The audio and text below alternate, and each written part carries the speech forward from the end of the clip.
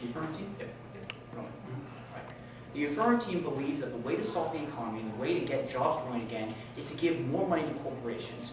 They believe that the corporations don't have enough money right now, that they're being burdened by the corporate tax rate, and that we need to give them relief. What I'm doing in this speech is, first of all, address the affirmative team's harms, but then prove that their advantages aren't going to come about. Because firstly, corporations aren't actually going to pay the rate that the affirmative team specifies. But secondly, the affirmative team has the wrong focus on what they think should drive the economy. So we'll start with their criterion, actually, of economic efficiency.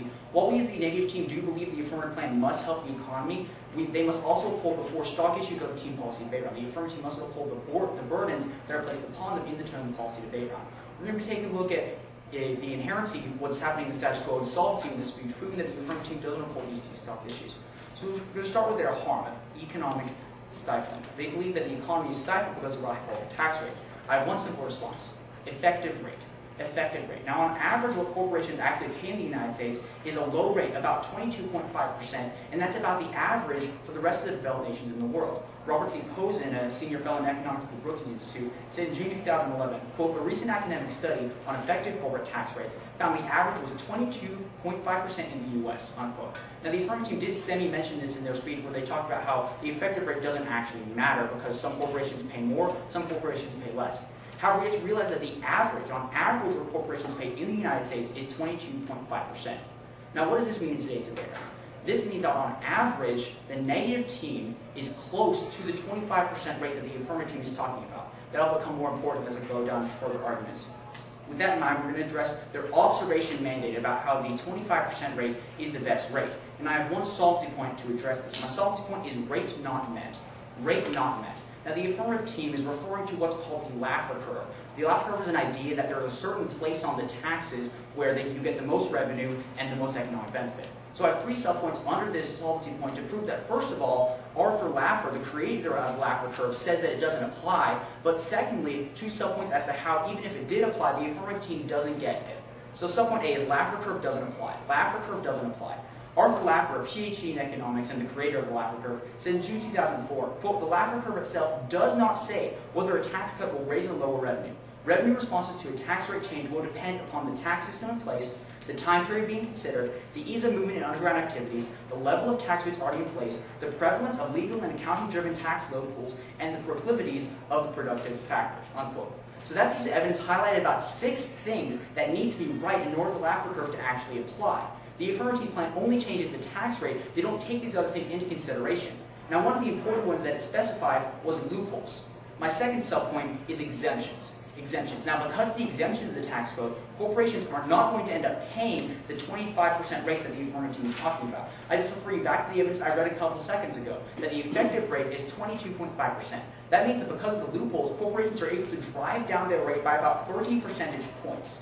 According to Arthur Laffer, exemptions make the Laffer curve nullified because of exemptions in place, corporations aren't going to pay the Laffer curve rate. Voting for the affirmative team is not going to get corporations paying the 25% rate.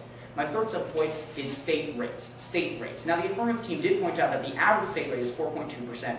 However, that's the average. Many states have 0%. Many states have 10%. Pennsylvania has a 10% rate. So we see that on average, most corporations aren't actually going to be paying the 25% rate when it comes to state rates as well, given the state rates are so different. Now that we've outlined that the affirmative team is not going to get the 25% number, we have to realize that the negative team is much closer to the 25% number than the affirmative team. The reason for this is that the effective average rate in the status quo is 22.5%. If you add the average state rates, that comes to about 27%. The affirmative plan is going to take the tax rate down to about 13 or 14%, given how easily corporations are able to evade through exemptions. So if you want the 25% rate, if you think that's best for the economy, then the negative team is actually going to provide that to you, not the affirmative team. Now let's turn to the advantage of economic efficiency. I'd like to first of all take a look at their piece of evidence from Karen Campbell and John Ligon at the Heritage Foundation. I have 2 responses. First, federal rate. Federal rate. Now this piece of evidence, the affirmative team couldn't actually give us context to the piece of evidence. However, it does say dropping the corporate tax rate to 25%. This isn't talking about taking state rates into account. This is talking about the federal corporate tax rate, dropping it to 25%. So the affirmative team drops it to 20%. So they don't even get this number that the evidence is claiming. But my second response is flawed study. Flawed study. Now the piece of evidence they cited was from the Heritage Foundation, and in the past the Heritage Foundation's economic model has been proven false. Heather Bouchier, a PhD in economics, and Adam Hirsch, also a PhD in economics, said in April 2011, quote, the Heritage Foundation's economic forecasts are not just overly optimistic, they are impossibly optimistic.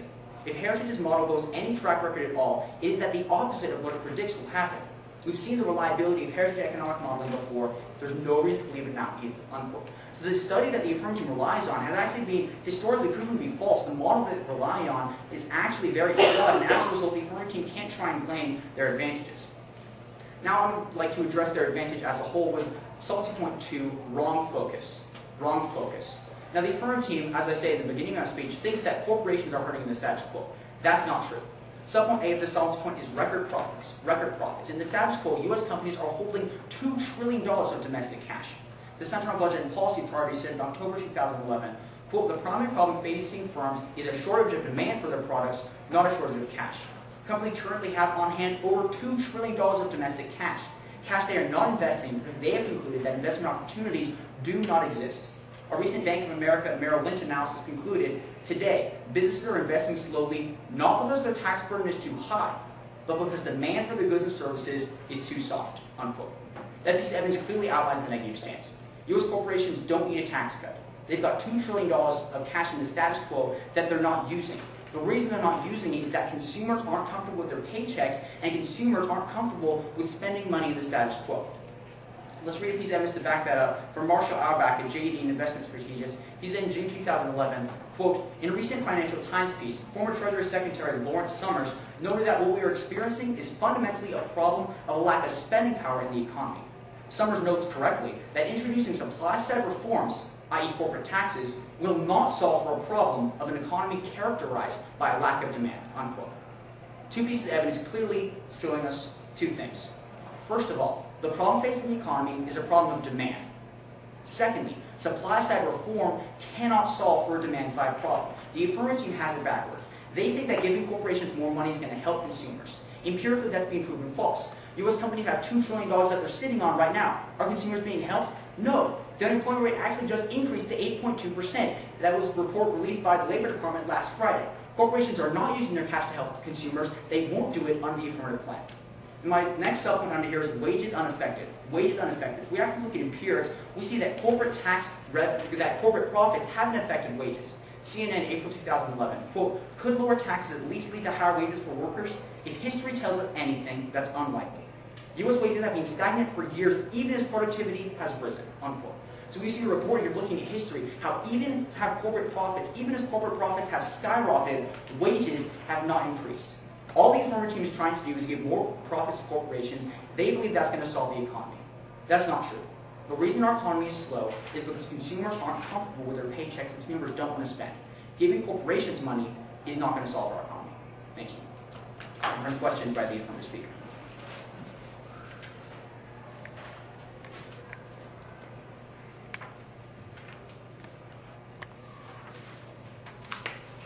Hi Grayson, how are you doing? Doing great, Austin. How are you? I'm doing pretty well. Let's start off with your solving point number 2, subpoint B. You said that wages won't increase. Now, was that piece of evidence that you read specifically talking about the corporate tax, or was that talking about taxes in general? I was talking about lower corporate taxes. Really? Can I see that piece of evidence?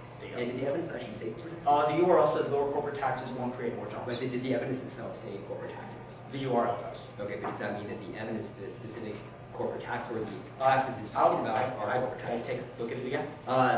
Sorry, actually, you don't have to answer that question. Okay, all right. Let's go on to subpoint A or subpoint 2. You said that demand is critical and that currently corporations are sitting on $2 trillion of cash. Is that correct? All right, now let's say I go to the bank and borrow $100,000. Am I a rich man? Well, 100. If that's all you have, then no, you're not a rich man. Okay, great. So in essence, if I have to pay it back, I'm not rich. Is that correct? Well, it depends. You see, if you already have money on you. Let's say I'm bankrupt and then I borrow $100,000. That's probably not possible because my credit. But so let's say that is possible.